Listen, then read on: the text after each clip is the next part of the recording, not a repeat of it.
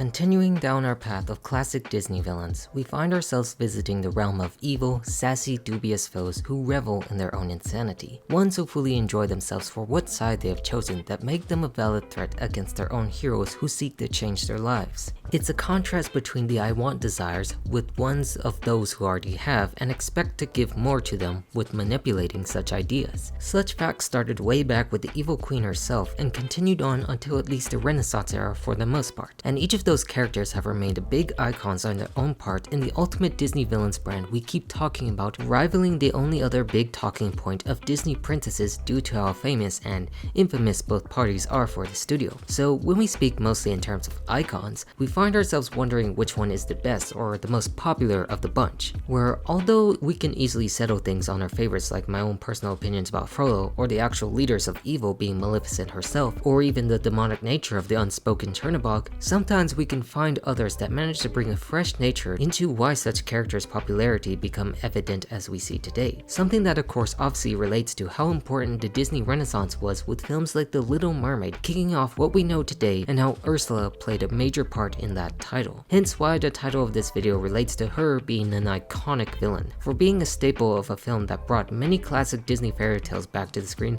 like princesses and contrasting with evil witches who tried to bend the world around their own will. Because no other villain was able to pull off such a grand reintroduction to the infamous nature of Disney villainy like Ursula did, that brought in feelings of sassy arrogance that most of these types of characters had. And this comes from the fact of the original Hans Christian Andersen tale of The Little Mermaid having her character based upon the minor sea witch, now used to a greater degree as the main antagonist, transforming the smallest ideas into the biggest threats. And Ursula did serve as a perfect model to show a great role of a villain taking into the desire of the hero, like Ariel's wish to meet Eric and be a part of the human world and turn that into her own as a sea witch would to benefit themselves to rule, balancing out both humor and fear of what she is that Pat Carroll played to perfection. Her first role as a villain that became one of her own favorites that she voiced for Disney up until her death in 2022. Truly a remarkable talent that we should honor as being a part of the public's most iconic and greatest Disney villain to date for some. Of course, to start off again, the original Sea Witch was not a big character, lacking a name or even being an antagonist actually helping out her to fulfill her own desire. Basically all the parts you know about Ursula giving things to Ariel without actually stopping her afterwards by any means necessary. In fact, you could hardly say that there is a real villain in the original story of The Little Mermaid, and more of the inherent vices of humans or other humanoid creatures like mermaids have. Just the way that people interact like the original prince not named Eric treated her in the book. How characters like this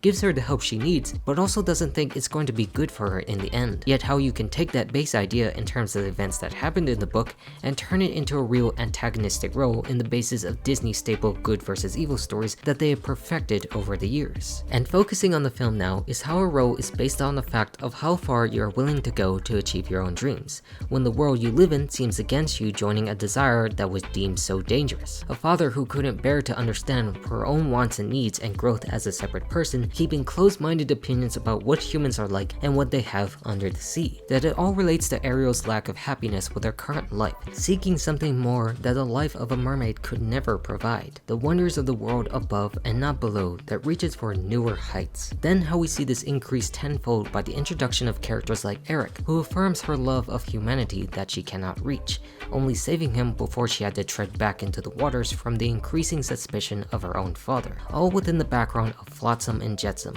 Ursula's pet eels who sneak up upon her to get to the Sea Witch after Triton destroyed all of what she loved that made her so alive. This is where we finally get to see, by the tone of the story before seeing Ursula herself, of how it gets a little darker, knowing of the true nature of what we're supposed to suspect. You see these lost souls down here of the polyps that we know later to be merfolk that made deals with the devil herself, that are now kept clinging on to any hope for others to help that makes Ariel repulse in fear of what they are now. Souls that need help but cannot get it when it ends up looking like the other way when you appear as a soulless monster, which is what this character actually is, appearing as a charming, boastful aunt that promises to help make your dreams come true, but carrying a dubious intent on the side with her own pets. Where indeed speaking about appearing as an aunt in my opinion is the fact she was conceived as King Triton's sister originally originally, probably living in the palace before she got kicked out. Something of course that was used a bit later in the remake that I'm clearly not a fan of, besides the biological differences between mermaids or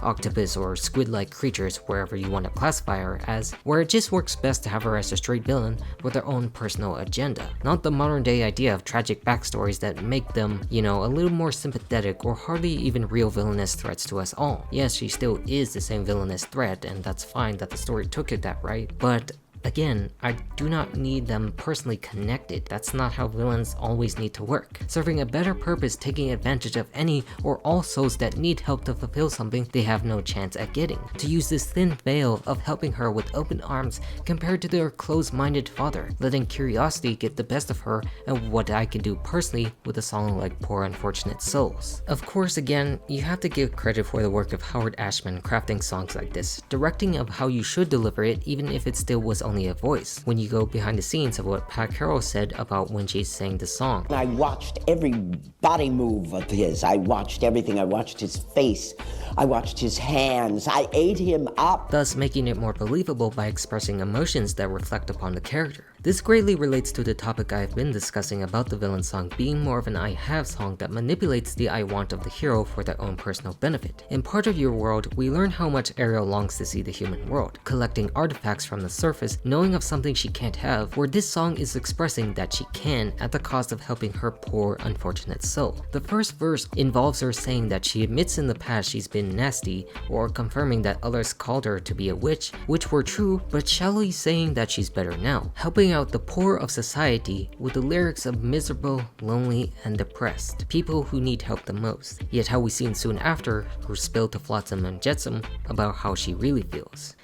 Pathetic. It is a brief moment with the word pathetic that shows us the true nature of the villain hidden in plain sight despite having characters like Ariel in clear view. Arrogant confidence that she can manipulate the daughter of the king even. The entire song clearly alludes to her backstabbing nature of the deals, knowing the long list of people who we literally see physically in the polyp form like creatures that she already helped, but then they all failed to seal the deal that they made, but still posturing herself as a saint that overall helped them to get what they want, that she turned her miserable life into happy successes for a time as long as they would succeed, until we find out that the conditions she lays Ariel that she has to do on land when she becomes human, losing her voice and needing to kiss Eric if she wanted to remain that way, where if she failed, the contract she would sign would be signing her life away to be owned by Ursula, and no one else could stop it. Like another point to her character is that she does commit to giving people what they want, which is more than you could say for any other villain, but like the rest, still puts in the conditions and has her own agenda to complete with them. Because why would she just willingly give these things away to the people if she didn't also have something to gain from doing so? Yes, you can achieve your dreams, but you know, what else can I do with that? Using their desires to fuel her own desires. Just like how many humans have done over history, benefiting off the suffering of others both in terms of the helpful disguise and the real predatory nature behind it all. Like she still casually manipulates herself into believing that this is all harmless.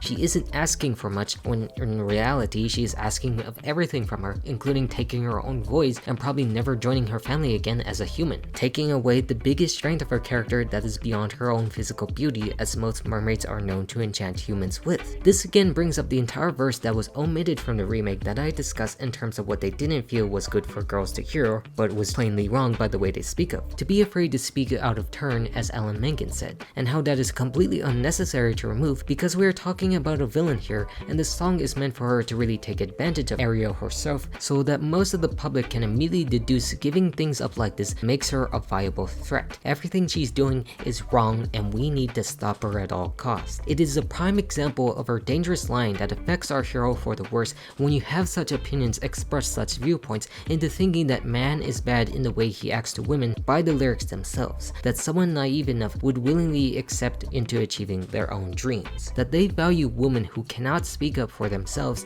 shut their mouths when told, where the only thing they care about is body language. And during the entire verse, and of course talking, she doesn't really let Ariel get a word in, knowing everything she says is not true in the slightest. What she's saying here is validating her own opinions and her own deeds, rapidly pushing this info out in her in order to make the choice as fast as possible when she says she's a busy woman, constantly pestering Ariel back and forth with so many feelings to regret not choosing to do this sooner rather than not doing it at all, that you must pay the price if you want to get what you want, again turning to Flotsam and Jetsam, gloating that she successfully reeled her in, singing to give it away, locking it up while she suffers to escape towards the surface as a new human being. Thinking about it, this is probably the longest I talked about a single villain song in a video, where it just expresses how much it is important to showcase, being subtly obvious contrasting with its hero very well in the song itself. That again, we must appreciate the genius of the music of this very film that demonstrates what characters are really feeling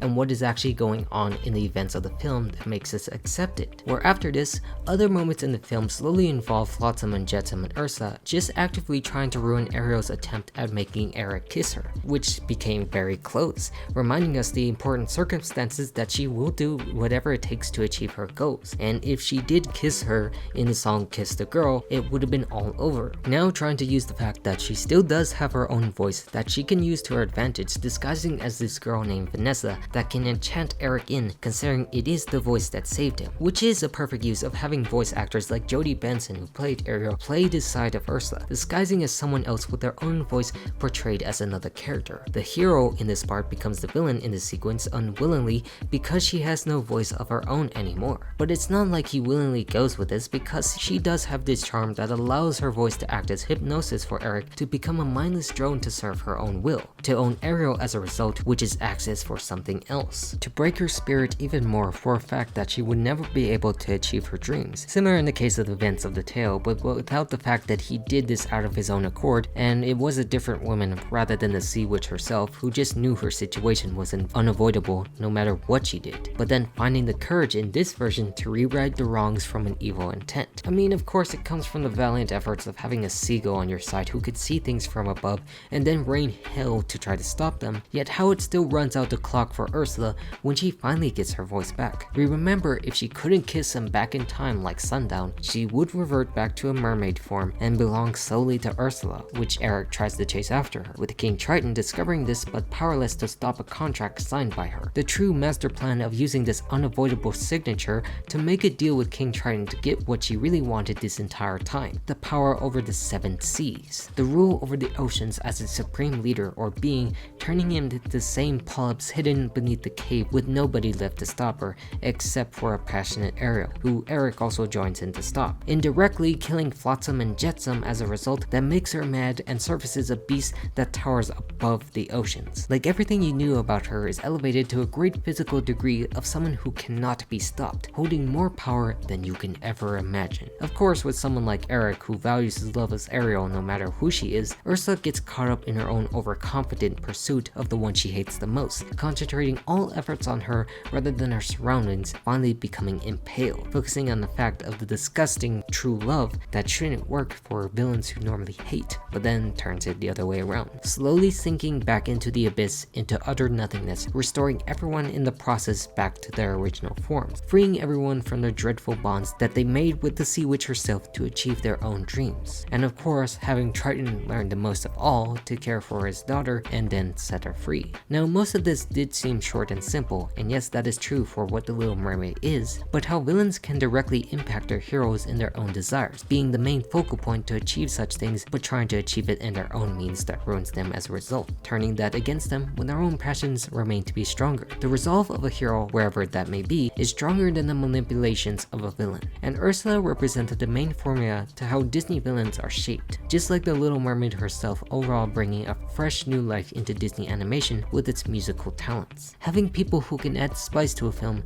being as bad as can be, respecting its past, and then shaping its future. Where again, to remind you all, others like Maleficent still remain to be the main leaders, and there are better villains in my opinion that have interesting character developments, but she above all still is the icon that gave him a name to be remembered by in the public for all eternity. Whichever you choose to like it or hate it, that remains to be up to you in the never-ending pursuit of achieving your dreams.